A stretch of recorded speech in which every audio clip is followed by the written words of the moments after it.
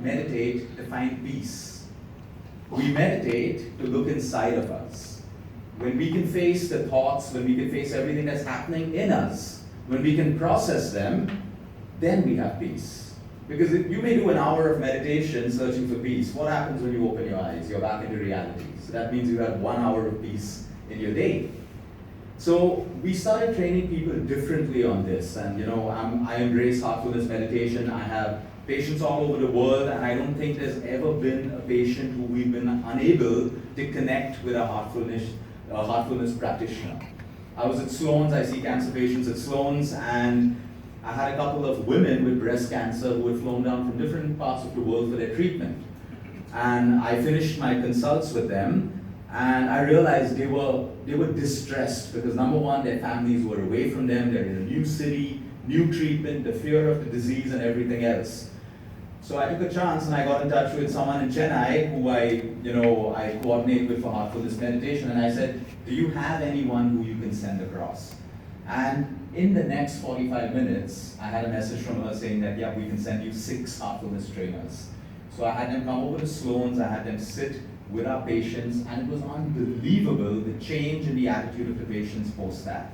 So they continue to come for the next 3 days and teach them the practice of heartfulness meditation. All I'm trying to do is, say that meditation really has nothing to do with religion. I'm sure most of y'all would have realized that today. Today when we have religion, we have extremes in religion, we have fanatics in religion, and that basically spoils the entire essence of religion. Then you'll have people claiming, the moment you talk about meditation, each of them will say, oh, we meditate in our religion. It's not about that. It's not about that. Meditation, as you know, is about finding your inner self. Now, when I say this, it may sound all airy and fairy, but today, when I look at my patients, we have about 90% of cancer patients, the rest are diabetes, Rett syndromes, cardiovascular, and all of that stuff. If I had to put a percentage to the number of patients who are disconnected from themselves, it would be over 90%. The one thing I write on almost every prescription of mine worldwide, globally, is meditation and yoga, and then, of course, whatever else they need to do. Because how can you fix a medical problem, if the problem is caused by emotional distress? How do you fix a medical problem with medicine when the problem is with your emotional health and stress? I'm not saying meditation will replace your medication. I'm not saying that meditation should replace your doctors and your treatment. But if you do it the right way, at some point it just may. But the idea is, if a human being is disconnected from their souls, we fall sick. It is as simple as that. What is the science behind this statement?